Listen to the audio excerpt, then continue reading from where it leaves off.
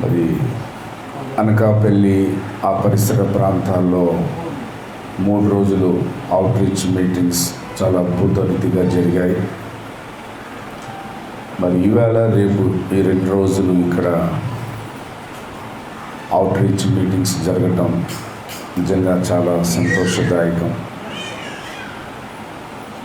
మరి దేవుడు ఆంధ్రప్రదేశ్లో, తెలంగాణ రాష్ట్రంలో ఆయా సంఘాలలో ఇలాంటి అవుట్ రీచ్ మీటింగ్స్ని చాలా అద్భుతంగా దేవుడు జరిగిస్తూ ఉన్నాడు. ఆ క్రమంలో భాగంగా మరి ఈరోజు మొదటి రోజు ఈ మొదటి సభలో కొద్ది నిమిషాలు మనందరం కలిసి దేవుని వాక్యాన్ని మనం ధ్యానం చేద్దాము. మరి ఎక్కువగా మనం ప్రార్థన చేయవలసి ఉంది. ప్రార్థనలు ఎక్కువసేపు మనం గడపాలి. కాబట్టి కొద్ది నిమిషాలు దేవుని వాక్యాన్ని మనం దేవుని పరిశుద్ధ గ్రంథంలో నుంచి అందరం కలిసి మనం ధ్యానం చేద్దాము. దేవుని పరిశుద్ధ గ్రంథములో నుంచి ప్రకటన గ్రంథము 12వ అధ్యాయము 12వ వచనాన్ని మూలవాక్యం గనక ఇది ఒక్క వచనం నేను చదువుతాను. తదుపరి వచనాలు మీరు చదివి సహాయం చేయవచ్చు. ప్రకటన గ్రంథము 12వ అధ్యాయము 12వ వచనం. అందుచేత పరలోకమా, పరలోక నివాసులారా, ఉత్సహించుడి. భూమి, సముద్రమా, మీకు శ్రమ. అపవాది తనకు సమయము కొంచెమే అని తెలుసుకొని బహుక్రోధము గలవాడే మీ వద్దకు దిగి వచ్చి ఉన్నాడని చెప్పాను. చిన్న ప్రార్థన చేసుకుందాం.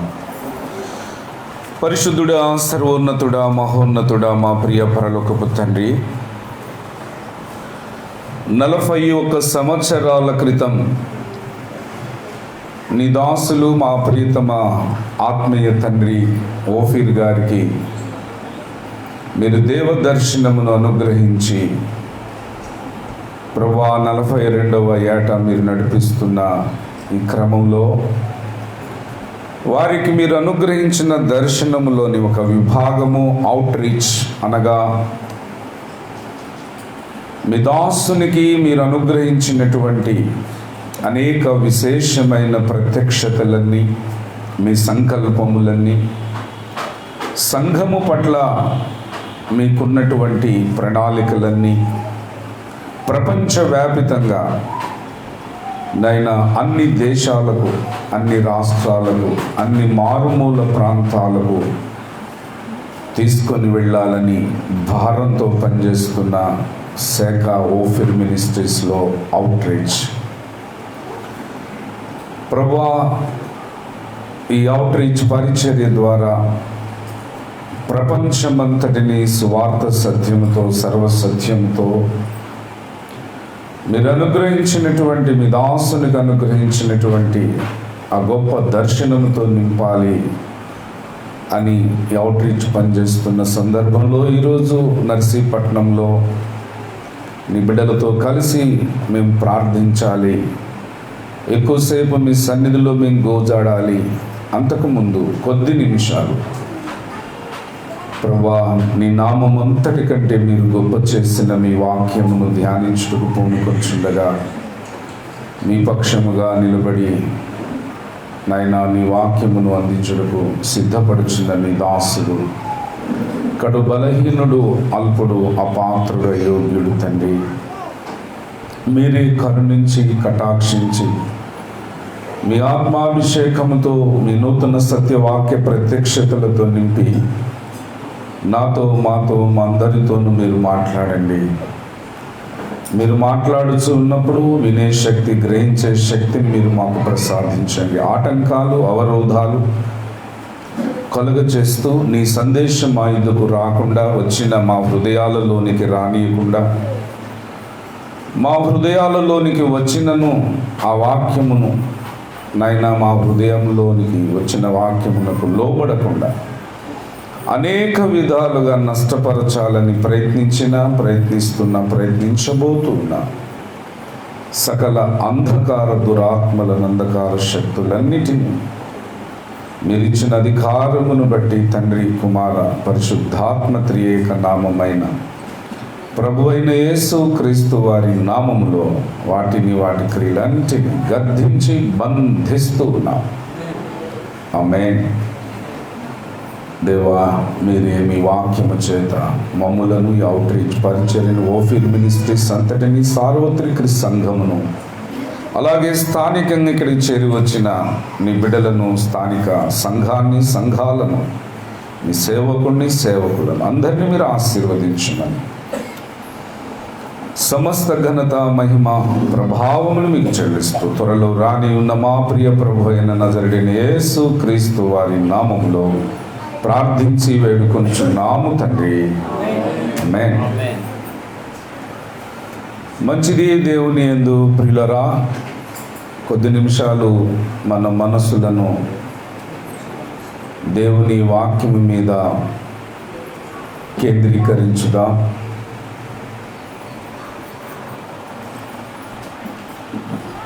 పాస్టర్ రామోస్ గారికి ప్రత్యేకమైన వందనాలు. ప్రపంచంలో మానవ జాతిలో ఎన్నో జాతులు ఉన్నవి.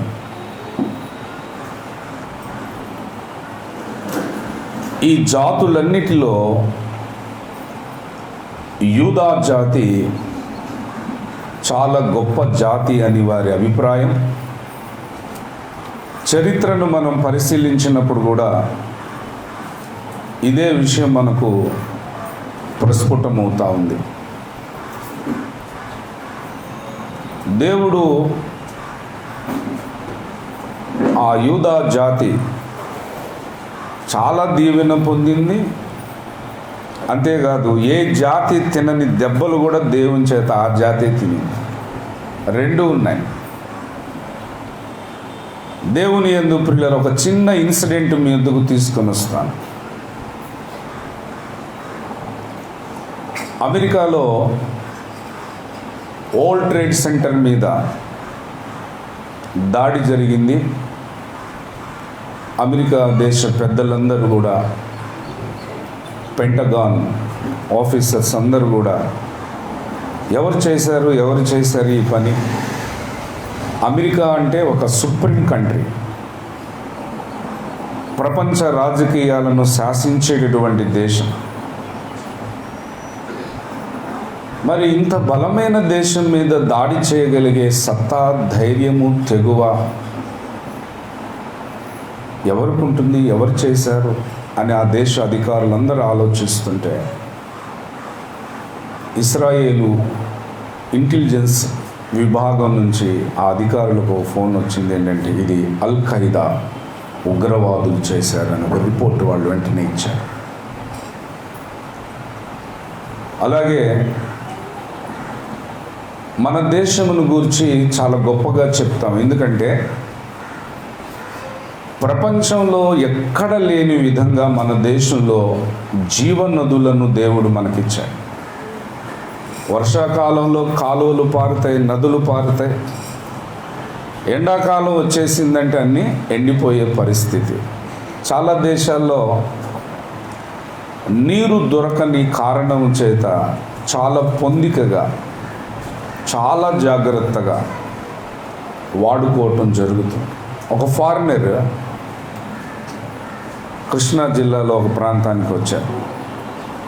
ఒక సువార్థికురాలు ఆవిడ మన వాళ్ళు నీళ్లును వాడే వాడకాన్ని చూసి ఆశ్చర్యపోతుంది.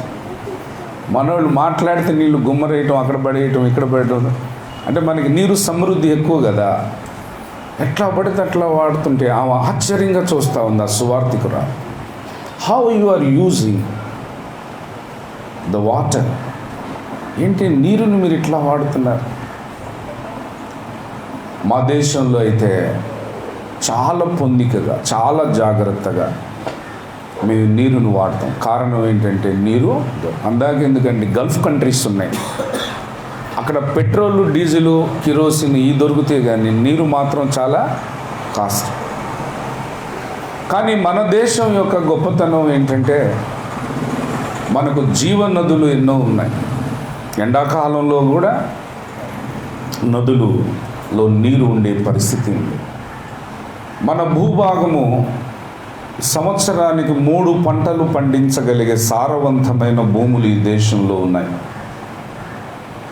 అయితే అటల్ బిహారీ వాజ్పేయి గారి ప్రభుత్వం అనుకుంటాను, వారు బ్రతికున్న దినాల్లో లాల్ కృష్ణ అద్వానీ గారు వారు మినిస్టర్గా ఉన్నటువంటి దినాల్లో ఇజ్రాయేల్ దేశానికి వారు వెళ్ళారు, ప్రత్యేకంగా కావాలని. ఎందుకు వెళ్ళారు అంటే మా దేశము జీవనదులు కలిగిన దేశము, సంవత్సరానికి 3 పంటలు పండించగలిగే సారవంతమైన భూమి కలిగిన దేశము. మరి ఇశ్రాయేలు దేశం అంతా ఎడారి దేశం, అక్కడ మనకులాగా జీవనదులు లేవు, అక్కడ భూమి కూడా సరిగా ఉండదు, ఎక్కువ ఇసుక ప్రాంతం. మరి వాళ్ళు ఇసుకలో పంటలు పండిస్తున్నారు. ఇక్కడ ఇసుక భూభాగంలో పంటలు పండిస్తున్నారు. మీరు మన సముద్ర తీరాన ఉన్న ప్రాంతాలకు వెళ్తే కాకినాడ, విశాఖపట్నం ఇలాంటి ప్రాంతాల దగ్గరగా ఉన్న గ్రామాలకు వెళ్తే ఎక్కువ ఇసుక తగులుతుంది మనకు నేల మీద.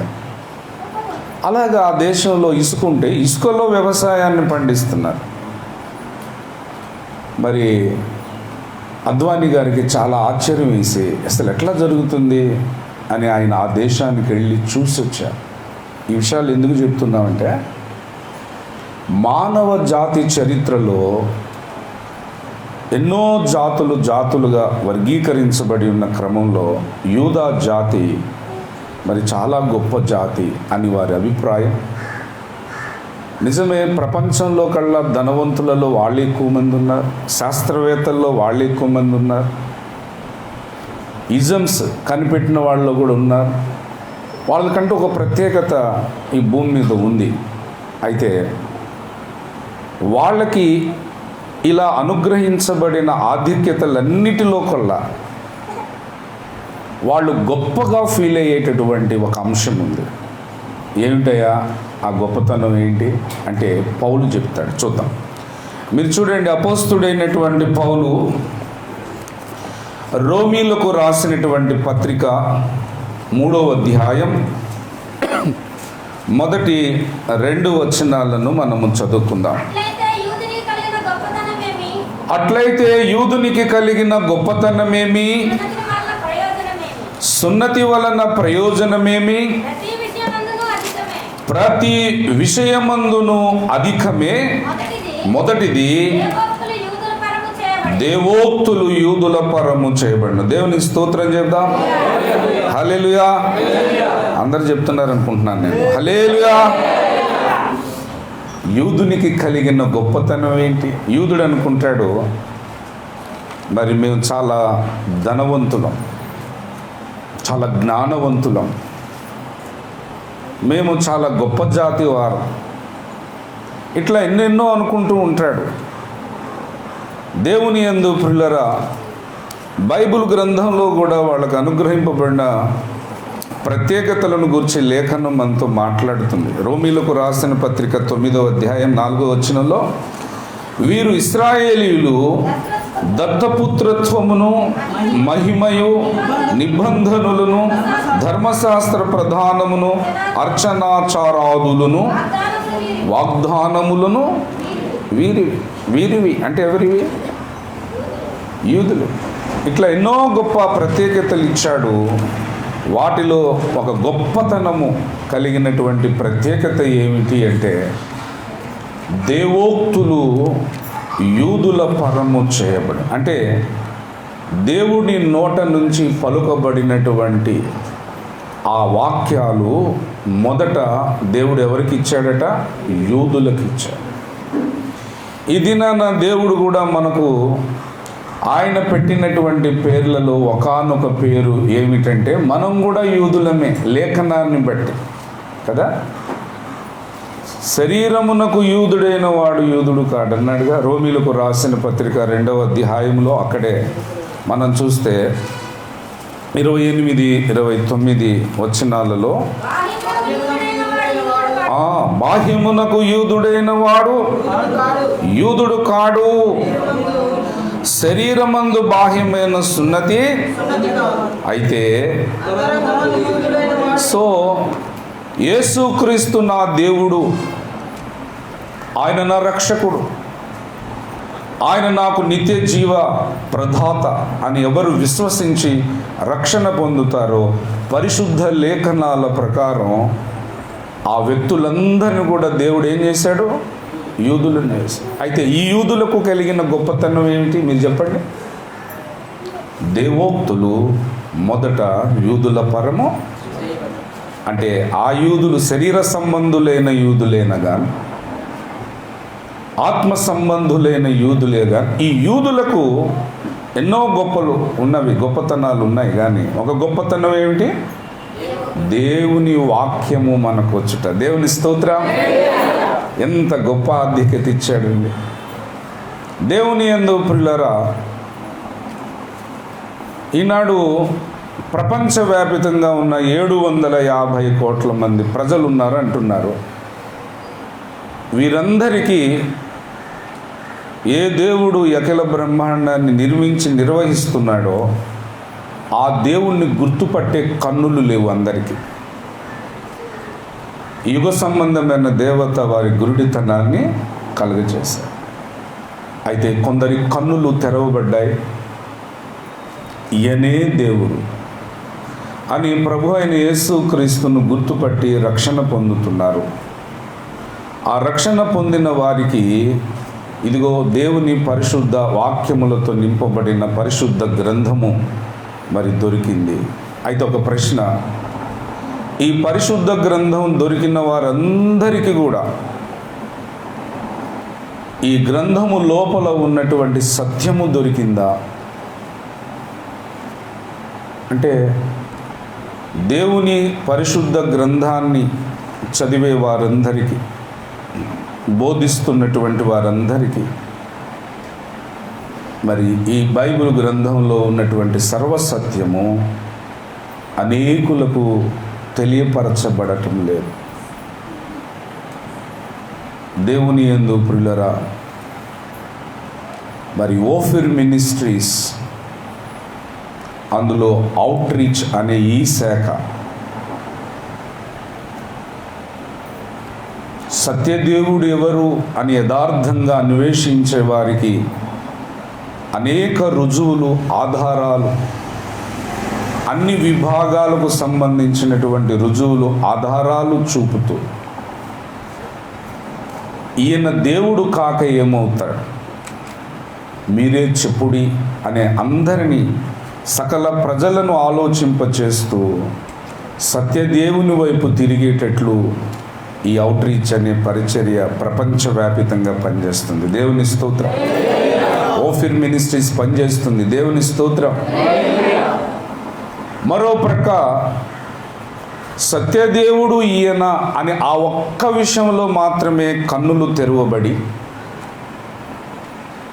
అనేక విషయాలలో కన్నులు మూయబడిన దేవుని ప్రజల కన్నులు కూడా తెరుస్తూ దేవుని సేవలో సర్వసత్యాన్ని ప్రకటిస్తూ దేవుడు తన స్వరక్తం ఇచ్చి సంపాదించిన తన సంఘాన్ని సర్వసత్యంతో నింపే పనినే ఒక ఊపిరిగా పెట్టుకొని పనిచేస్తున్నటువంటి సంస్థ ఓఫిర్ మినిస్ట్రీస్ అవుట్ రీచ్. ఈ క్రమంలో అనేక సంఘాలు దర్శిస్తూ దేవుడు ఈ దినాన మరి అవుట్ రీచ్ నర్సీపట్నం కూడా సందర్శించడానికి దేవుడు కృప ఇచ్చినందుకు దేవుని స్తోత్రం చెల్లిద్దాం. హల్లెలూయా, హల్లెలూయా. మంచిది. దేవుని యందు ప్రియులారా, ఒక మనిషి ఈ భూమి మీద సగటున ఎంతకాలం జీవిస్తాడు అని లేఖనం చెప్తుందండి? ఎంతకాలం? 70, కొంచెం ఎక్కువ బలం ఉంటే 80, అంతే కదా. సరే అధిక బలమే తీసుకుందాం, 80 తీసుకోండి పోని. ఆ 80లో నుంచి ఇప్పటి నీ వయసు తీసేసే. ఉదాహరణకి ఇప్పుడు నాకు 50 ఏళ్ళు, 51 రన్ అవుతుంది, 50 అనుకుందాం.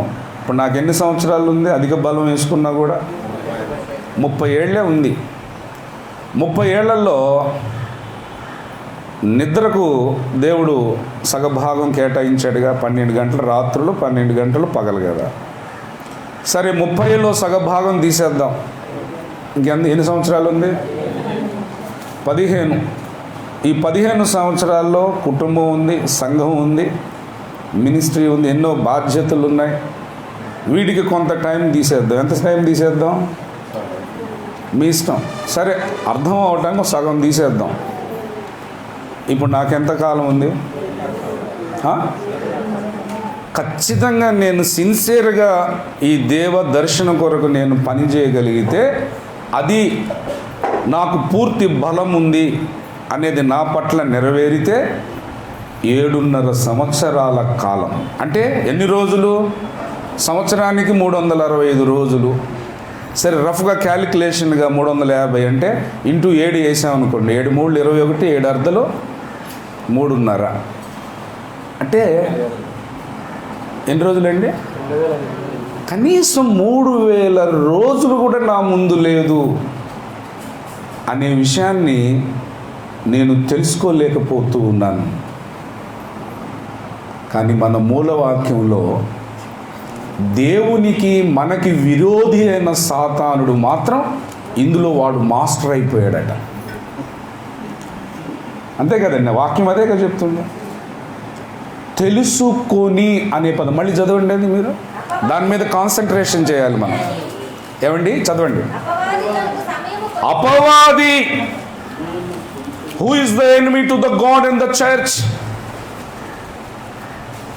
he has known one thing, that is the time is very short.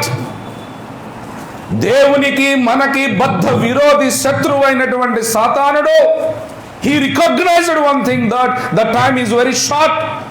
సమయం చాలా తక్కువ. దేవుని యందు ప్రియులారా, మనము ఒక ప్రయాణానికి బయలుదేరుతుంటే ఒక కుటుంబంతో, కుటుంబ సభ్యులు ఎవరైనా కాస్త ఆలస్యం అవుతున్నారు అనగానే మన నోటి నుంచి ఏమొస్తుంది? హరి అప్, స్పీడప్, తొందరగా ప్యాకప్ అని డైలాగ్స్ వస్తుంటాయి. కానీ అది మీరు తొందరగా, టైం అయిపోతుంది, ట్రైన్ బయలుదేరి వెళ్ళిపోయిందంటే వీ మే మిస్ ఇట్. దాన్ని మనం తప్పిపోయే ప్రమాదం ఉంది. ట్రైన్ వెళ్ళిపోద్ది, బస్సు వెళ్ళిపోద్ది. అవును, భౌతికపరమైన విషయాలు ఇలాంటివి ఎన్నిటికో నీవు తొందరపడుతున్నావు. హరియప్ అనే పదాలు వాడుతున్నావు. గుడ్, మంచిది. ఈ అవుట్ రీచ్ సభ ద్వారా దేవుడు మనందరితో మాట్లాడుతున్నాడు. నీవు ప్రకటించవలసిన సమయము నీకు కొద్దిగానే ఉంది. నీ ఆయుష్కాలాన్ని బట్టి, దేవుడు నీకు ఇచ్చిన అధిక బలాన్ని బట్టి చూసినా కూడా కొన్ని వేల రోజులు మాత్రమే నీ ముందున్నాయి. సాతానుడైతే దాన్ని తెలుసుకున్నాడు, పకడ్బందీగా వాడి అనుచరులతో వ్యూహాలు పన్నుతున్నాడు. దేవుని సంఘం మీద వాడు నిత్యము దాడులు చేస్తూనే ఉన్నాడు. రాత్రి కాలంలో కూడా మన ఆత్మీయ తండ్రి చెప్తూ చాలా విషయాల్లో వాడు విజయాన్ని కూడా పొందుతున్నాడట. ఎస్, అయితే ఈ అవుట్ రీచ్ సభ ద్వారా దేవుడు మనందరినీ కూడా ఆలోచింపచేస్తున్నాడు. సహోదరుడా, సహోదరి, ఈ ఫేస్బుక్ లైవ్ ద్వారా ఇప్పుడు కానీ తర్వాత కానీ వీక్షించే దేవుని బిడ్డలందరితో కూడా ఆయన మాట్లాడుతున్నాడు. సాతాను తెలుసుకున్న దానిని దేవుని బిడ్డలుగా మనం అందరం తెలుసుకోగలుగుతున్నామా? ఏం తెలుసుకున్నాడు సాతాను? సమయం కొంచెమే. మరి నీకెక్కువ, నాకెక్కువ? 10,000, 20,000, 30,000 దినాలు ఉంటామా ఈ భూమి మీద? ఇంకా చెప్పాలంటే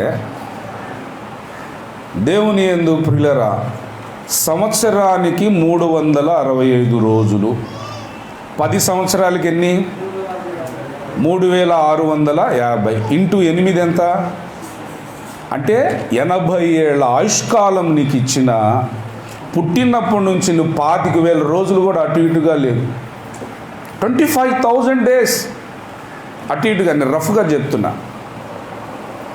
దాంట్లో ఇప్పుడు నీ వయసు తీసేసే, కాలానుగుణంగా మళ్ళీ ఇంత స్పీడ్ ఉంటుందా, ఇంత ఆరోగ్యం ఉంటుందా, ఇంత బలం ఉంటుందా, ఇంత శక్తి ఉంటుందా, ఇంత జ్ఞానము జ్ఞాపక శక్తి నీకు అదే ఫ్లోలో చివరి వరకు ఉంటుందా అంటే మళ్ళీ ఇవి కూడా ఒక పక్కన గ్రాఫ్లో కిందకు పడిపోతూ వస్తుంటాయి. మోషేలాగా ఎవరికో 120 ఏళ్ల ప్రాయంలో కూడా ఒంట్లో సత్తువ తగ్గలేదు, దృష్టి మాంద్యము ఎవరో ఉంటారు. కానీ నేను సహజంగా చెప్తున్నా, పుట్టిన పిల్లలకే ఇప్పుడు షుగర్ అంటున్నారండి. బాబును బాక్సులో పెట్టాం, షుగర్ వచ్చింది అంటున్నారు.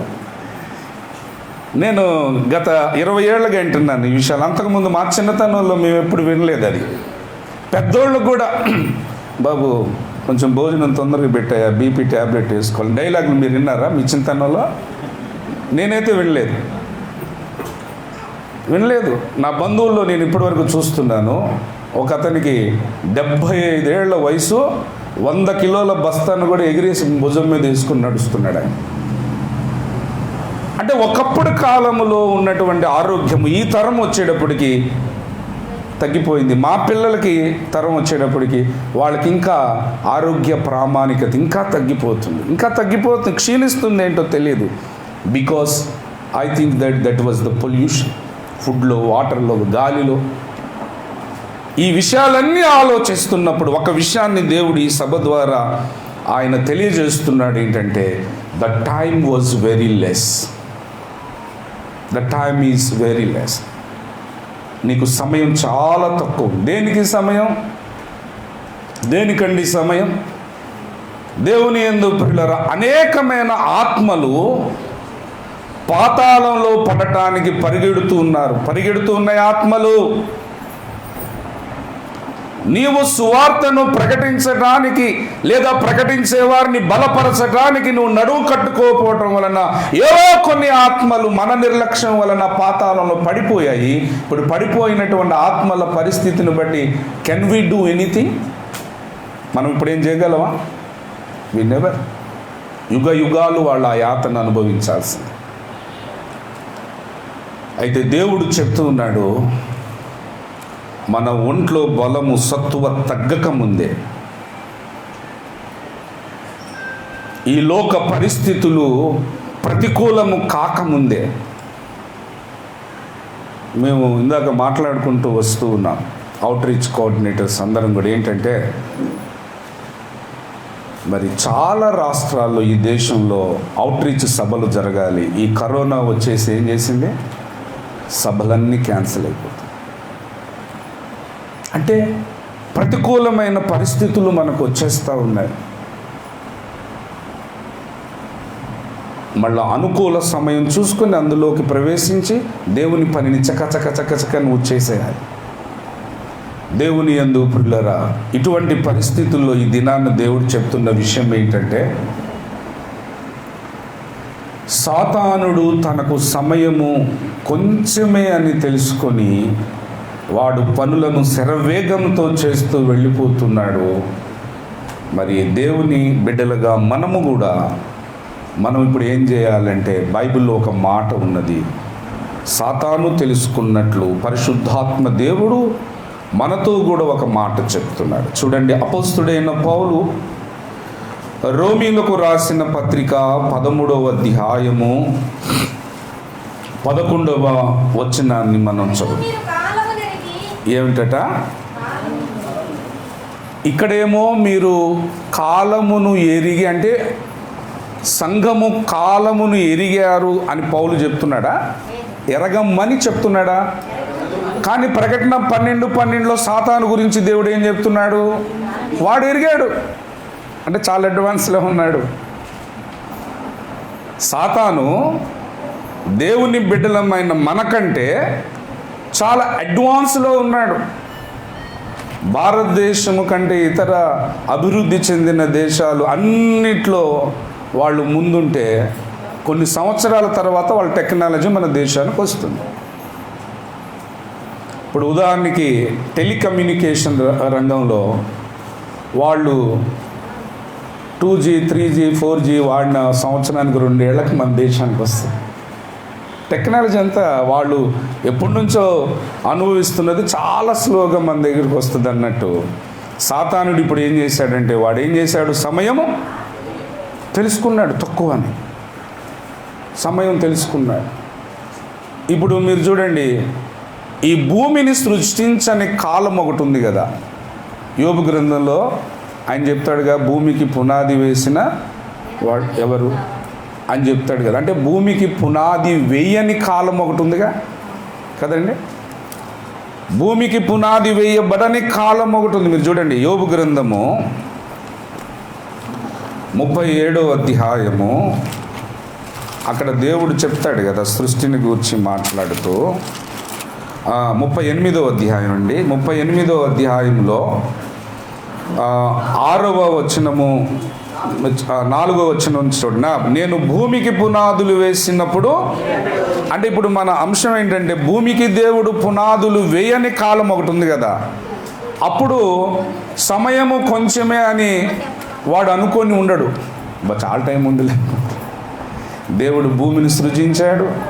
ఈ భూమి అనేది నాటక రంగం స్థలం మీద దేవుడు ఎన్నిటినో సృజించాడు.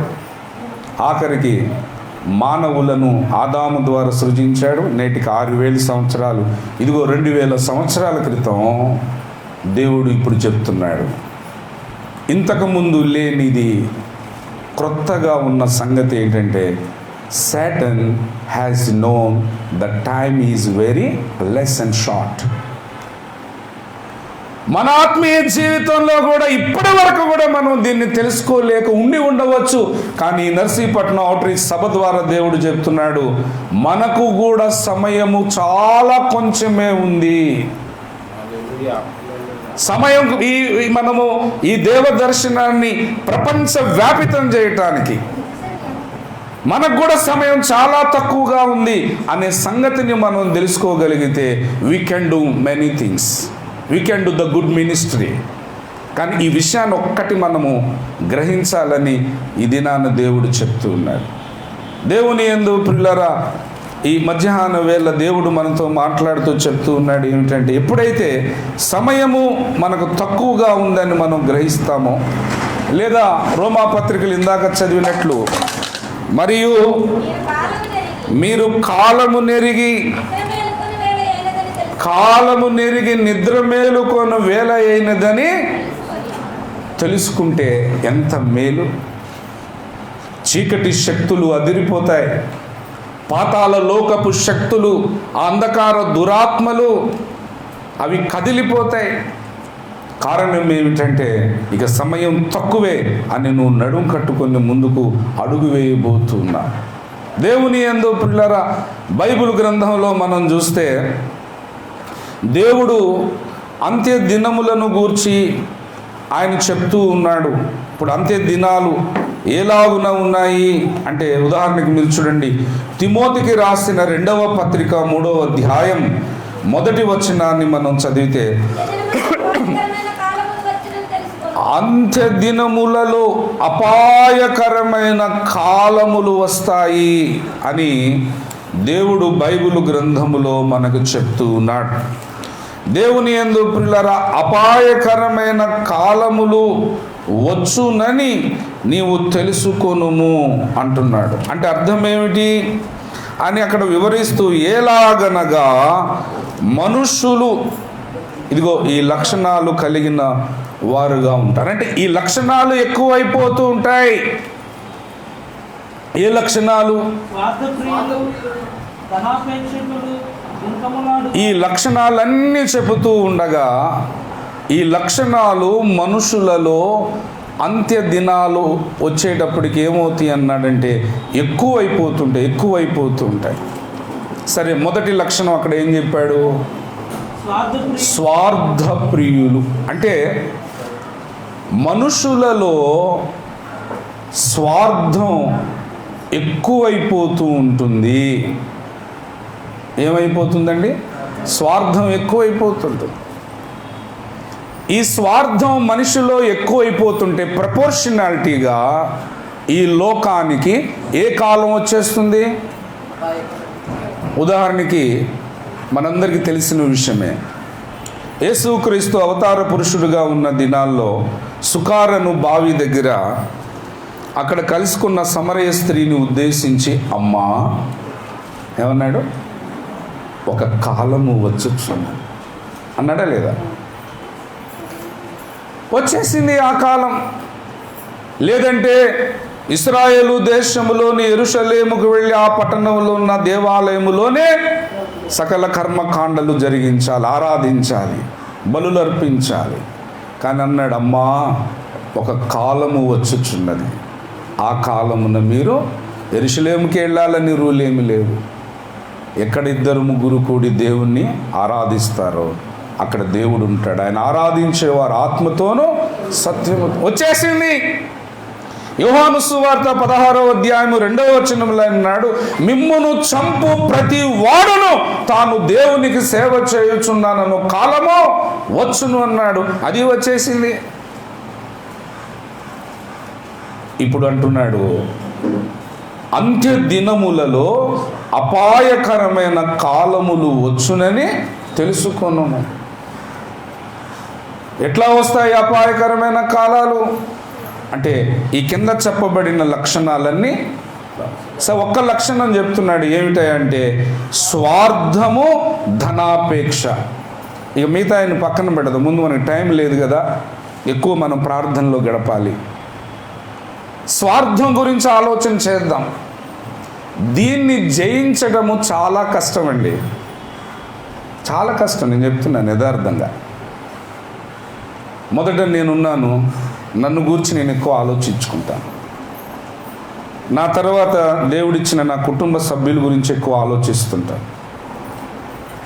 ఇక ఆ తర్వాత దేవుడు నాకు ఇచ్చిన సంఘ బిడ్డల గురించి నేను ఎక్కువ ఆలోచిస్తుంటాను. అంటే ప్రతిదీ కూడా నాకంటూ నేను ఒక గిరి తీసుకొని ఉంటాను, ఆ గిరిలోనే. కానీ ఇది నా ప్రపంచం గురించి నువ్వు ఆలోచిస్తున్నావా? దేవుని యందు ప్రియులారా, ఈ దినాన దేవుడు బైబిల్ గ్రంథంలో ఏం చెప్తున్నాడంటే, మీ అందరికి ఒక ప్రశ్న, జాగ్రత్తగా ఆలోచించి సమాధానం చెప్పండి. యేసుక్రీస్తు తన రక్తమును చిందించింది, ప్రాణం అర్పించింది కొందరి కొరక, అందరి కొరక?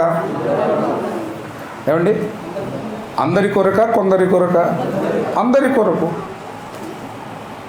మరి యేసుక్రీస్తు మనుషులందరూ కూడా రక్షణ పొందాలి అని ఆయన వాంఛ బైబిల్ గ్రంథంలో కూడా దేవుడు ఆయన వ్యక్తపరుస్తూ ఉన్నాడు. దయచేసి తిమోతికి రాసిన మొదటి పత్రిక 2వ అధ్యాయం 4వ వచనంలో ఆయన చెప్తున్నాడు, ఆయన మనుషులందరూ రక్షణ పొంది సత్యమును గూర్చిన అనుభవ జ్ఞానము గలవారు ఉండవలెనని. మనుషులందరూ రక్షణ పొందాలి కదండి, మనుషులందరూ కూడా రక్షణ పొందాలి. అలాగే బైబిల్ గ్రంథములో చూస్తే పేతురు రాసిన 2వ పత్రిక 3వ అధ్యాయం 9వ వచనములు అంటాడు, కొందరు ఆలస్యమని ఎంచుకొనున్నట్లు ప్రభు తన వాగ్దానమును గూర్చి ఆలస్యము చేయవాడు కాడు గాని ఎవడునో నశింపవలనని ఇచ్చయింపక అందరూ మారు మనసు పొందవలనని కోరుచు మీ యెడల దీర్ఘశాంతము గలవాడై ఉన్నాడు. అందరూ మారు మనసు పొందాలి, అందరూ రక్షణ పొందాలి. దేవుని యందు ప్రియులారా, దయచేసి అపోస్తుల కార్యాలు 17వ అధ్యాయం 30వ వచనంలో ఆయన చెప్తూ ఉన్నాడు, ఏమిటంటే ఆజ్ఞాన కాలములను దేవుడు చూచి చూడనట్టుగా ఉండెను, ఇప్పుడైతే అంతటను కొందరును అన్నుందా, అందరను ఉందా? అంటే ఈ భూమి మీద ఉన్నటువంటి మనుషులందరూ కూడా మారు మనసు పొందాలి, రక్షణ పొందాలి. వీళ్ళందరి కొరకే యేసు సిలువలో రక్తం కార్చి చనిపోయాడు, ప్రాణం పెట్టాడు కదా. మరి యేసు లోకాన్ని ఎంతో ప్రేమించాడు, అందరినీ ప్రేమించాడు. ఆయన ప్రేమలో పక్షపాతం లేదు. ఆ యేసుని ప్రేమించే ఆ ప్రేమికులుగా మనం యేసులాగా ఆ ప్రేమను పంచాల్సిన విషయంలో ఇప్పుడు మనలోనికి ఏమొస్తుంది చెప్పాలి, మీరు ఏమొస్తుంది? స్వార్థం వస్తుంది. ఒక చిన్న లాజిక్ మీ ముందుకు తీసుకొని వస్తాను, కొంచెం ఆలోచించేయండి.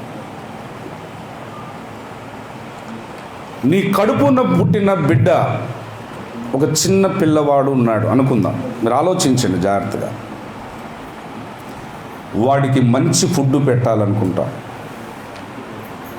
క్వాలిటీ ఎడ్యుకేషన్, క్వాలిటీ ఫుడ్,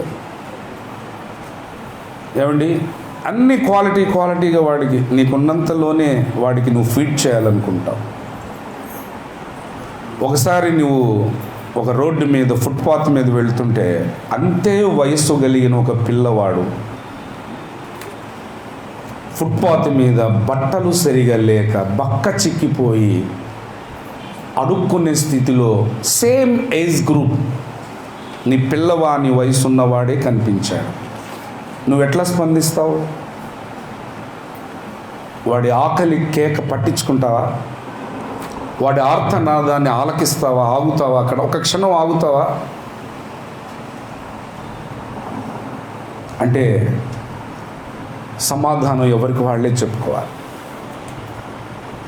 అంటే మన ప్రేమ ఎలా ఉన్నది అంటే కడుపున పుట్టిన బిడ్డ పట్ల చూపించే వాత్సల్యత అందరి పట్ల మనం ఎగ్జిబిట్ చేయలేకపోతాం. అంటే మనం చూపించే ప్రేమ ఒకరి పట్ల ఒక్కో విధంగా ఉంటుంది. అంటే మన ప్రేమలో వేరియేషన్ ఉంది, మన ప్రేమలో స్వార్థం ఉంది, మన ప్రేమలో పక్షపాతం ఉంది. అయితే ఈ దినాన దేవుడు ఏం చెప్తున్నాడంటే మీరు దేవుని వైపు నుంచి చూడండి. ఇదిగో ఈ దేశపు ప్రజలంటే నాకు ఎక్కువ, ఈ ప్రాంత ప్రజలంటే, ఈ వర్గపు ప్రజలంటే, ఈ రంగు కలిగినటువంటి ప్రజలంటే నాకు ఎక్కువ అనే పక్షపాతం ఆయనలో ఉంటుందా? అపోస్తుల కార్యాలు 10వ అధ్యాయం 35-36 వచనాల్లో పేతురు ఏమని చెప్పాడు? చదవండి. అపోస్తుల కార్యాలు 10వ అధ్యాయం 35-36. దేవుడు పక్షపాతి కాడని నిజముగా గ్రహించి ఉన్నాను, ప్రతి జనములోనూ ఆయనకు భయపడి నీతిగా నడుచుకొని వారిని ఆయన అంగీకరించును. యేసుక్రీస్తు అందరికీ ప్రభువే. దేవుని యందు ప్రియులారా, ఇప్పుడు నేను అన్నీ సాధించానని నేను చెప్పట్లేదు, నేను పరిపూర్ణుడైపోయానని నేను చెప్పట్లేదు. I'm trying for my level best. నేను సాధకుడినే, కానీ ఒక అంశం అనేది దేవుడు తీసుకొస్తున్నాడు. నా ప్రేమ కొందరి పట్ల ఒక రకంగా ఉంటుంది, ఇంకొందరి పట్ల ఇంకో రకంగా ఉంటుంది. కానీ దేవుని ప్రేమ అందరి పట్ల ఒకలాగుంటుంది. కానీ అంత్య దినాలలోనికి వచ్చేటప్పుడు ఏమవుతుందంటే ఈ ప్రేమలో స్వార్థం ఎక్కువైపోతుంది. ప్రేమని కాదు, అన్ని విషయాల్లో స్వార్థం ఎక్కువైపోతుంది. రానున్న దినాలలో ఇది ఎక్కువగా పెరిగిపోతూ ఉంటుంది, ఇది ఎక్కువగా అధికమైపోయేటటువంటి ప్రమాదం ఉంది. దేవుని యందు ప్రియులారా, ఇలాంటి పరిస్థితులలో మనము సమయము కొంచెమే అని తెలుసుకొని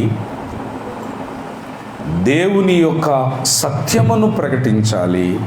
కానీ సత్యమును ప్రకటించే ముందు, దేవుని వాక్యాన్ని ప్రకటించే ముందు ఖచ్చితంగా మనం ఒకటి కలిగి ఉండాలి అన్నాడు. ఏం కలిగి ఉండాలట చూద్దాం. మీరు చూడండి, అపోస్తుడైన పౌలు ఎఫెసీయులకు రాసినటువంటి పత్రిక 4వ అధ్యాయము 15వ వచనము మనము చదువుదాం.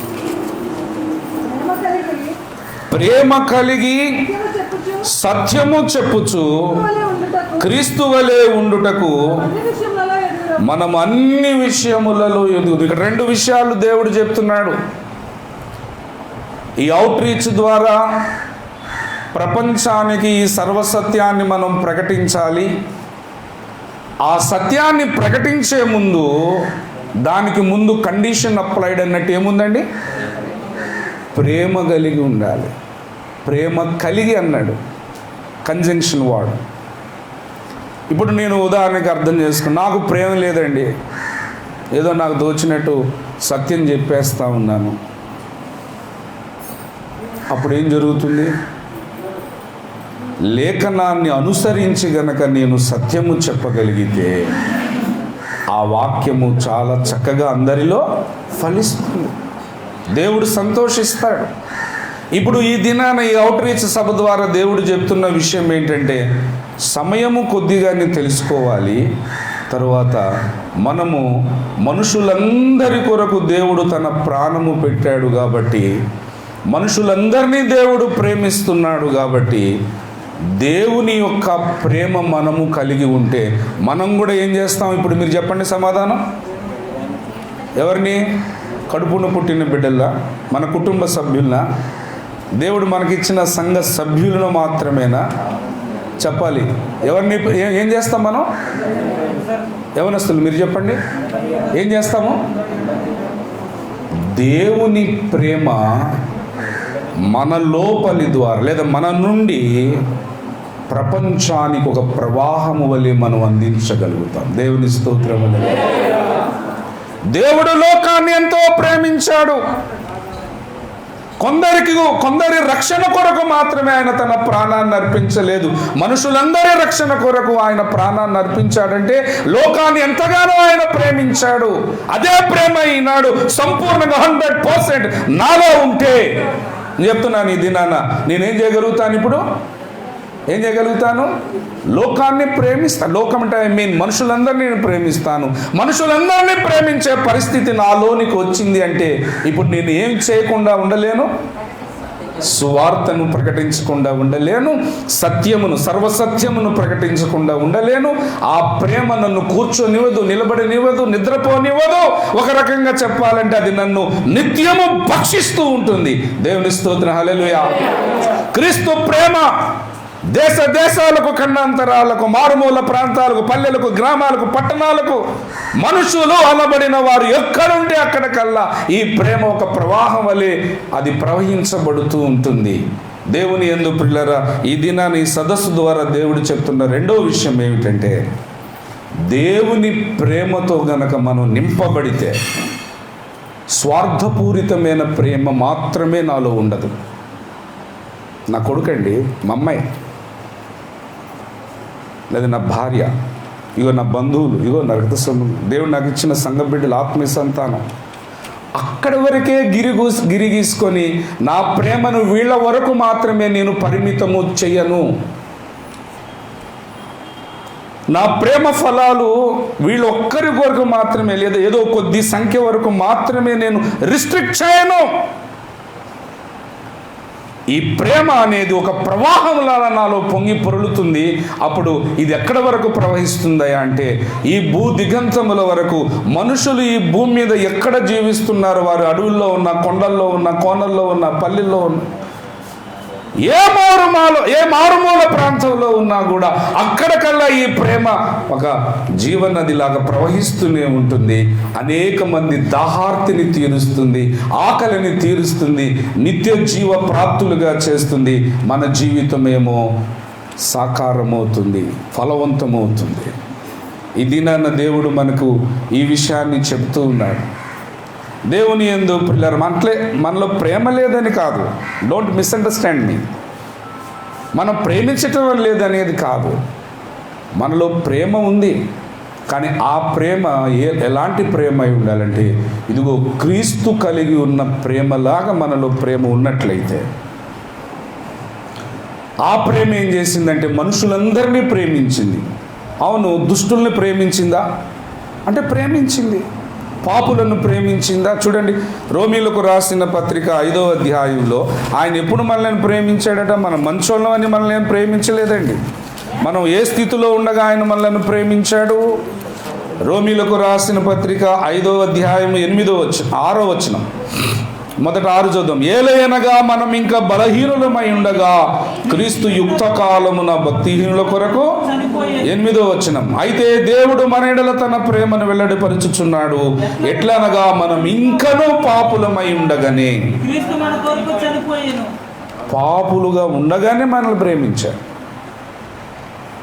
ఈ దినాన ఆ దైవికమైన ప్రేమ మనలో అధికమైనప్పుడు, ఈ ప్రేమ నువ్వున్న పట్టణమునకు మాత్రమే పరిమితం కాదు,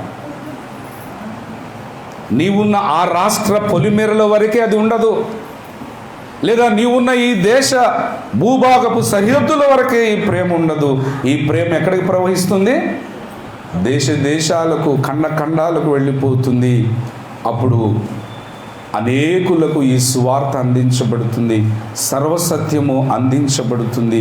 దేవుని యందు ప్రియులారా, ఈ దినాన దేవుడు ఒక 2-3 విషయాలు మనకు జ్ఞప్తికి తెస్తున్నాడు.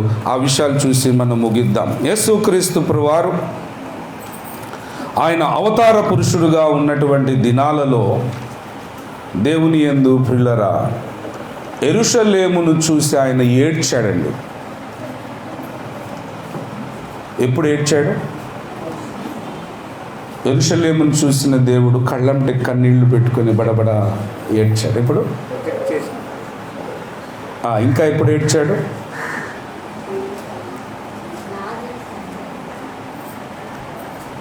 బైబిల్ గ్రంథంలో మనం చూస్తే ఆయన గాడిద పిల్ల మీద ఊరేగి హోసన్నా జయము, యూదుల రాజుకు జయము అని ఇశ్రాయేలుల ప్రజలందరి చేత జేజేలు అందుకున్నాడు. ఆ దినము గడిచిపోతే ఇక రేపటి నుంచి ఒక క్రొత్త కాలము స్టార్ట్ అవుతుంది. ఆ కాలం పేరేమిటి? అన్యజనుల కాలము ఈ రోజుతో అయిపోతుంది. ఇక రేపటి నుంచి స్టార్ట్ అవుతుంది. ఆయన గాడిద మీద ఊరేగించిన దినముతో the last day for the Israelites to get the salvation. ఇక ఆ రోజు గడిచిపోయిందంటే ఆ వెరీ నెక్స్ట్ డే నుంచి ఒక కాలం, ఒక ప్రత్యేకమైన కాలానికి దేవుడు ద్వారం తెరవబోతున్నాడు. ఆ కాలం పేరేమిటి? అన్యజనుల కాలము. ఈ అన్యజనుల కాలం ఎప్పటిదాకా ఉంటుంది? ఇది ఆ రోజు తెరవబడినటువంటి ఈ అన్యజనుల కాలం అనే ద్వారము 7వ దూత పలుకు దినము ఎప్పుడైతే, అంటే 7వ దూత బూర ఊదబడటానికి ఒక్క క్షణం ముందు వరకు ఉంటుంది. అక్కడితో క్లోజ్ అయిపోతుంది. మొదటి బూర, 2వ బూర, 3వ బూర, 4వ బూర, 5వ బూర, 6వ బూర ఊదినా కూడా ఉంటుంది ఈ అన్యజనుల ప్రవేశం, ఈ అన్యజనుల కాలము. ఇంకొక క్షణములో 7వ దూత బూర ఊదబోతున్నాడు అనగానికి అన్యజనుల కాలము సమాప్తమవుతుంది. దేవుని యందు ప్రియులారా, బైబిల్ గ్రంథంలో మనం చూస్తే ఆ వచనాలు చూద్దాం. మీరు చూడండి, బైబిల్ గ్రంథంలో లూకాసు సువార్త 21వ అధ్యాయం 24వ వచనంలో అంటాడు, వారు కత్తివాత కూలుదురు, చెరపట్టబడిన వారి సమస్తమైన అన్యజనుల మధ్యకు పోదురు. అన్యజనుల కాలములు సంపూర్ణమగు వరకు యెరూషలేము అన్యజనముల చేత, అన్యజనముల కాలములు అని స్పెసిఫిక్గా లిటరల్గా బైబిల్లో ఉంది. మీరు చూడండి, అన్యజనుల కాలము సంపూర్ణమవబోతుంది అంటే దీనికి ప్రారంభం ఉండాలిగా. మరి ఎప్పుడు ప్రారంభమైంది? ఆ ప్రారంభ దినం గురించే నేను మీ వద్ద ప్రస్తావించాను. అయితే ముగింపు చూసిన తర్వాత దాని దగ్గరికి వెళ్దాం. మీరు చూస్తే ప్రకటన గ్రంథము 10వ అధ్యాయము 7వ వచనంలో చెప్తున్నాడు, 7వ దూత పలుకు దినములలో అతడు బూర ఊదబోచుండగా దేవుడు తన దాసులకు ప్రవక్తలకు తెలిపిన సువార్త ప్రకారము దేవుని మర్మము సమాప్తమగునని చెప్పాడు. అప్పటితో అన్యజనుల కాలము కంప్లీట్ అయిపోతుంది. రేపటి నుంచి అన్యజనుల కాలము ప్రారంభమవుతుందనగా ఈరోజు యెరూషలేమును చూసిన దేవుడు ఆయన కన్నీటి పర్యంతం అయిపోయాడు, ఆవేదన స్వరంతో పలికాడు. దయచేసి మీరు చూడండి, లూకాసు వార్త 19వ అధ్యాయంలోనికి మీరు వస్తే దేవుని యందు ప్రియులారా ఆ పట్టణమును చూసినటువంటి దేవుడు ఆయన ఏం చేస్తూ ఉన్నాడయా అంటే 41వ వచనం చూద్దాం.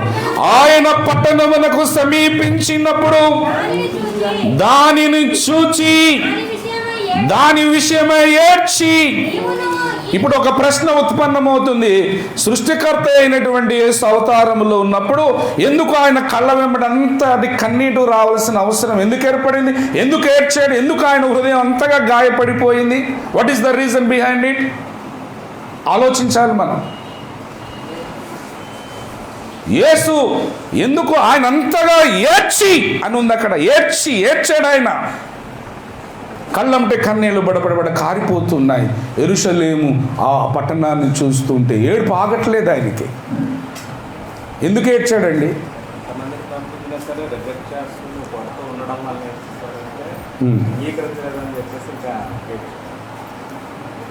నిజమే,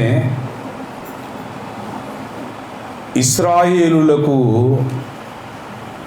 దేవుడు ఏదైతే టైం బౌండ్ ఫిక్స్ చేశాడో అది ఆఖరి రోజుగా. మీకు గుర్తుండే ఉంటుంది, మీకు జ్ఞాపకం చేస్తాను. యేసు ప్రభు వారు సువార్తను ప్రకటించడానికి మొట్టమొదట ఆయన ఎవరి దగ్గరికి వెళ్ళమన్నాడు? ఇశ్రాయేలులలో నశించిన వారి యొద్దకే మీరు వెళ్ళుడి అన్నాడు. ఎందుకు అట్లా అన్నాడు? మరి మీరు గమనించాలి ఆ వచనాలు. ఇశ్రాయేల్లో నశించుచున్నటువంటి గొర్రెల యొద్దకే మీరు వెళ్ళండి. మత్తయి సువార్త 10వ అధ్యాయం 5వ వచనము నుంచి చదువుదాం. యేసువా 12 మందిని పంపుచు వారిని చూచి వారికి ఆజ్ఞాపించినదేమనగా, మీరు అన్యజనుల దారిలోనికి వెళ్ళకుడి, సమరయుల ఏ పట్టణములోనైనను ప్రవేశింపకుడు గాని ఇశ్రాయేలు వంశములోని నశించిన గొర్రెల యొద్దకే వెళ్ళుడు అని దేవుడు ఎందుకు చెప్పాడు? అట్లాగా అన్యజనుల దగ్గరికి ఎందుకు వెళ్ళొద్దన్నాడు? ఇశ్రాయేల్లో నశించినటువంటి గొర్రెల యొద్దకు ఎందుకు వెళ్ళమన్నాడంటే అది ఇశ్రాయేలులకు సువార్త ప్రకటించే కాలం, ఇశ్రాయేలులకు బోధించే కాలం. అది ఇప్పుడు ఆయన యెరూషలేము పట్టణాన్ని చూసి ఎందుకు ఏడుస్తున్నాడంటే ఆ దేవుడిచ్చినటువంటి కాలము ఇక ఆ రోజుతో అయిపోతుంది. ఇక ఇశ్రాయేలుల హృదయాలన్నీ ఇంకా కఠినమైపోతాయి. దీన్ని మర్మము అని కూడా బైబిల్ గ్రంథంలో దేవుడు చెప్తూ ఉన్నాడు. దేవుని యందు ప్రియులారా, రోమీలకు రాసినటువంటి పత్రిక 11వ అధ్యాయం 25వ వచనంలో అంటాడు, సహోదరులారా, మీ దృష్టికి మీరే బుద్ధిమంతులని అనుకొనుకుంటున్నట్లు ఈ మర్మము మీరు తెలుసుకుని కోరుచున్నాను. అదేమనగా అన్యజనుల ప్రవేశము సంపూర్ణ మగు వరకు ఇశ్రాయేలునకు కఠిన మనసు కొంత మట్టుకు, అన్యజనుల కాలము ఇక ప్రవేశము ప్రారంభమైపోయింది. అంటే ఈ మర్మము ప్రకారం, ఈ వచనం ప్రకారం ఇశ్రాయేలులకు ఇంకేమొచ్చేస్తుందట? అది ఇంకా కఠినం వచ్చేస్తుంది. అయ్యో ఇశ్రాయేలు, నీ కన్నులు తెరవబడితే ఎంత బాగుండు. ఏ దేవుడు అఖిల బ్రహ్మాండాన్ని నిర్మించి నిర్వహిస్తూ ఒక దినాన దీన్ని కాల్చివేయబోతున్నాడో, కొన్ని వందల సంవత్సరాలుగా అనేక మంది ప్రవక్తల చేత ప్రవచనానుసారంగా ఉన్న దేవుడు, ఏ దేవుడు ఈ భూమి మీద అవతరించాడో ఆ దేవుణ్ణి నువ్వు చూడలేకపోతున్న గుడ్డిదానం అయిపోయావు యెరూషలేమా. దేవుడు ఏడుస్తూ ఉన్నాడు. అక్కడ ఒక పదాన్ని వాడాడండి.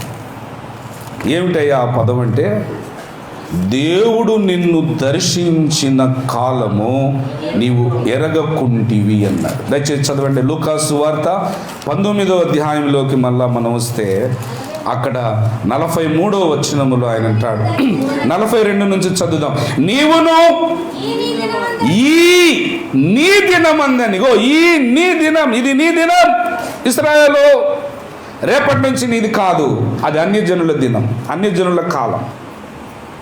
ఈ నీ దినమందైనను సమాధాన సంబంధమైన సంగతులను తెలిసి కొనిన యెడల నీకెంతో మేలు, గాని ఇప్పుడు అవి నీ కన్నులకు మరుగు చేయబడి ఉన్నవి. ప్రభువు నిన్ను దర్శించిన కాలము. సాతానుకేమో కాలమును తెలుసుకుంటున్నాడు వాడు, తనకు సమయము కొంచెమేనని వాడు తెలుసుకుంటున్నాడు. ఆనాడు యేసు క్రీస్తు ప్రభువారు అన్యజనుల కాలం యొక్క ద్వారము తెరవటానికి ముందు ఒకరోజు యెరూషలేమును గురించి, ఇశ్రాయేలును గురించి, యూదా సంతతిని గురించి ఆయన ఏం చెప్తున్నాడంటే, ప్రభువు దర్శించిన కాలము నీవు ఎరగగుంటివి అన్నట్లు ఈనాడు దేవుడు మనకు అనుగ్రహించిన ఈ దర్శనాన్ని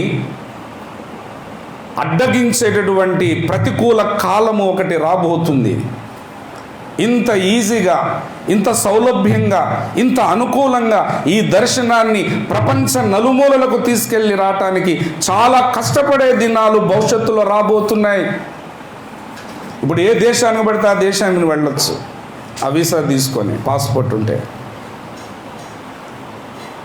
దేవుని యందు ప్రియులారా, ప్రపంచంలో ఎక్కడికైనా వెళ్ళి నీవు మాట్లాడేటటువంటి పరిస్థితి ఎక్కువ దేశాల్లో ఉంది. ఏవో కొన్ని దేశాల్లో కొన్ని నిర్బంధంతో ఉంటే ఉండొచ్చు, ఆంక్షలు ఉంటే ఉండొచ్చు. కానీ రాబోతున్నటువంటి కాలం ఏమిటయా అంటే మరింత సంక్లిష్టమైనటువంటి కాలం, మరింత ప్రతికూలమైనటువంటి కాలము. ఆనాడు యెరూషలేమును చూసినటువంటి దేవుడు ఏమన్నాడంటే, ప్రభు దర్శించిన కాలము నీవు ఎరుగకుంటుంది. You have not known it, నువ్వు ఎరుగకుండా ఉన్నావు. అలాగే ఈ దినాన దేవుడు ఏం చెప్తున్నాడు అంటే, ఈ అవుట్రీచ్ సభ ద్వారా దేవుని సమాజములో అనేకులకు తెలియబడని అనేక సత్యాలు దేవుడు నీకు తెలియపరిచాడు. అనేకులకు ఈ సర్వసత్యం తెలియటం లేదు, కానీ దేవుడు మాత్రం అనేకమైన విశేష ప్రత్యక్షతలు మన ఆత్మీయ తండ్రి ద్వారా నీవు తెలుసుకునే అవకాశం నీకు ఇచ్చాడు. నీ కళ్ళు తెరవబడ్డాయి, నువ్వు తెలుసుకోగలిగావు. అయితే తెలుసుకున్న ఈ సర్వ ప్రత్యక్షతలు, విశేషమైన ప్రత్యక్షతలు, తెలుసుకున్నటువంటి ఈ సర్వసత్యము, ఈ దేవ దర్శనము ఇప్పుడు నువ్వేం చేయాలి అంటే, ప్రపంచమునకు అందించే అనుకూలమైన సమయమని ఒకవేళ మనము ఎరగకుండా మన కాలాన్ని గడుపుతున్నాం ఏమో మేబీ. కానీ ఈ దినాన దేవుడు ఏం చెప్తున్నాడంటే, సాతాను కాలము కొంచెమే అని వాడు ఎలాగైతే తెలుసుకున్నాడో, సర్వసత్యమును ఎరిగినటువంటి మనము ప్రపంచ క్రైస్తవ్యము తప్పక విధిగా ఇదిగో ఈ త్రోవలోకే రావాల్సి ఉంది అనేటటువంటి సత్యము, మరి తిరుగులేని విధంగా యేసుక్రీస్తే నిజమైన దేవుడని చెప్పే స్వార్థ సత్యము, అనేకులను రక్షణలోనికి వాక్యానుసారంగా నడిపించే సత్యము నీవు ప్రపంచాన్నంతటికి కూడా అందించేటటువంటి కాలము ఇప్పుడున్నది. మీకు ఒక చిన్న విషయాన్ని జ్ఞాపకం చేస్తాను. కొన్నిసార్లు పౌలు అపోస్తులు ఒక ఊరికి వెళ్ళి సువార్తను ప్రకటిద్దామంటే కొన్నిసార్లు పరిశుద్ధాత్ముడే వెళ్ళనీయలేదు కదండి. ఆయన ఏం చేశాడు? ఆటంకపరిచాడు. కొన్నిసార్లు పరిశుద్ధాత్మ దేవుడు ఆటంకపరచలేదు, ఆయన వెళ్ళమని గ్రీన్ సిగ్నలే ఇచ్చాడు. కానీ వీళ్ళకి పరిస్థితులు అక్కడ అనుకూలంగా లేవు. ఏమండి, 2 వచనాలు బైబిల్లో చూద్దాం. చూడండి, అపోస్తుల కార్యాలు 16వ అధ్యాయం 6, 7, 8 వచనాలు మనం చూస్తే, ఆసియాలో వాక్యము చెప్పకూడదని పరిశుద్ధాత్మ వారిని ఆటంకపరిచినందున వారు ఫ్రుగియా గలతీయ ప్రదేశముల ద్వారా వెళ్ళిరి, మూసియా దగ్గరకు బితూనియాకు వెళ్ళుటకు ప్రయత్నము చేసిరి, గాని యేసు యొక్క ఆత్మ వారిని వెళ్ళనీయలేదు. పరిశుద్ధాత్మ దేవుడు ఎవరిని ఆపాడు? మరొక వచనాన్ని మీరు చూడండి, బైబిల్ గ్రంథంలో మనం చూస్తే అపోస్తుడైనటువంటి పౌలు కొరింథీయులకు రాసిన మొదటి పత్రిక 16వ అధ్యాయం 8, 9 వచనాలు మనం చదువుదాం. 9వ వచనం చదువుదామండి. కార్యానుకూలమైన మంచి సమయము నాకు, అంటే అంతకుముందు పౌలుకి ఎలాంటి పరిస్థితి ప్రాప్తించి ఉన్నది? కార్యాలను చేయటానికి లోపల మంట ఉంది, ఆత్మావేశం ఉంది, అభిషేకం ఉంది, బగబగమని మండుచున్న దేవుని యొక్క అగ్ని వంటి వాక్యము ఎముకల లోపల అది ఉన్నది. వెళ్ళి ప్రకటిద్దామంటే ఈయనకు అనుకూలత లేదు, ద్వారాలు మూయబడి ఉన్నాయి, ప్రతికూలత ఉంది. ఈ దినాన దేవుడు చెప్తున్నాడు, ఒకవేళ ప్రపంచంలోనికి అలాంటి పరిస్థితులు భవిష్యత్తులో ప్రవేశించక ముందే నేడు అను సమయం ఉండగానే దేవుని యందు పిల్లరా అవుట్ రీచ్ ద్వారా దేవుడు ప్రవక్తకు మన ఆత్మీయ తండ్రికి అనుగ్రహించిన ఈ దర్శనాన్ని చేతనైతే మనం వెళ్ళి ప్రకటించాలా, లేదా ప్రకటించే వారిని బలపరచడానికి కూడా మనం నడుము కట్టాలని చెప్తాం. ఎందుకంటే సాతానుడు సమయం కొంచెమని తెలుసుకున్నాడు. మనం కూడా ఎరగాలి, కాలము ఎరగాలంటున్నాడు. దేన్ని ఎరగాలి? కాలముని ఎరగాలి. ఎరిగినప్పుడు మనం ఏం చేయగలుగుతామంటే క్రీస్తు ప్రేమతో మనం నింపబడి ఈ ప్రేమను ప్రపంచ ప్రజలకు పంచగలుగుతాం, సువార్తను ప్రకటించగలుగుతాం, సర్వసత్యాన్ని మనం తెలియజేయగలుగుతాం. ప్రకటించబడటము అనేది ముగించబడాలి. ఇంకా సువార్త ప్రకటించే పని ఇక ఈ లోకంలో అయిపోయింది అనే పరిస్థితి రావాలి. మొదటిది. రెండవది ఏంటి? మరి మనం ఉన్న చోటే ఉన్నాం అనుకుందాం, మనం ఏమి నడుము కట్టుకోవట్లేదు, మనం ఏమి సమర్పణ కలిగి ఉండట్లేదు, మనం ఏ త్యాగాలంటే మనం బయలుదేరి ఈ రెండు పనులు చేయాలి. అంటే ప్రపంచమంతటిని సువార్తీకరణ చేయాలి, అన్నిటికీ కుదురుబాట్లు తీసుకొచ్చే పరిచర్య మనం చేయాలి. అలాంటి పరిచర్య చేసే టైం లేదు, నాకు అనుకూలత లేదు అని నువ్వు అనుకుంటే వెళ్ళే వారిని నువ్వేం చేయాలి? బలపరచాలి. ఆ పని చేసేవారిని నువ్వేం చేయాలి? ప్రోత్సాహపరచాలి. ఎప్పుడైతే నువ్వు ఈ పని చేస్తూ ఉన్నావో దేవుని రాకడకు బైబిల్ గ్రంథంలో ఉన్న ప్రవచనాలన్నీ చక నెరవేర్పులోనికి వచ్చేస్తాయి. రష్యా తన దళాలతో ఇజ్రాయిల్ దేశం మీద సాతాను కంటే బలవంతులమవుదాం, ఈ పనిలో ముందుకు వెళదాం, ఈ దేవ దర్శనాన్ని భూ దిగంతముల వరకు దేవుని ప్రేమ చేత నింపబడి తీసుకుని వెళదాం, మరి దేవుని ఆలోచనను నెరవేర్చుదాం, మరి నిత్యత్వంలో శ్రేష్టమైన స్వాస్థ్యాన్ని పొందుకుందాం. దేవుడి వాక్యమును దీవించునుగాక. ఆమేన్. ప్రార్థన చేసుకుందాం. ఒక్క నిమిషం అందరూ తరలో ఉంచినట్లయితే తదుపరి మనలను ప్రార్థనలోనికి నడిపిస్తారు. ఒక్క నిమిషం అయితే మనం విన్న వాక్యము మన హృదయాల్లో నాటబడినట్లు, నీరు కట్టబడినట్లు, ఈ వాక్యము మనలో ఫలించేటట్లు మనం ప్రార్థన చేద్దాం. ఏ సమయానికి ఏం జరుగుతుందో మనకు తెలియదు. ఏ నాటికీడు ఆ నాటికి చాలును అన్నాడు. దేవుని యందు ప్రియులారా, ఏ నాటికీడు ఆ నాటికి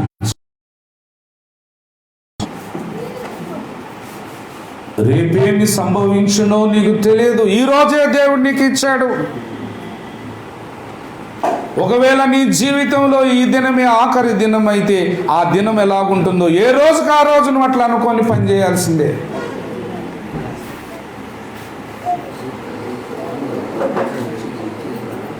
ప్రకటన గ్రంథము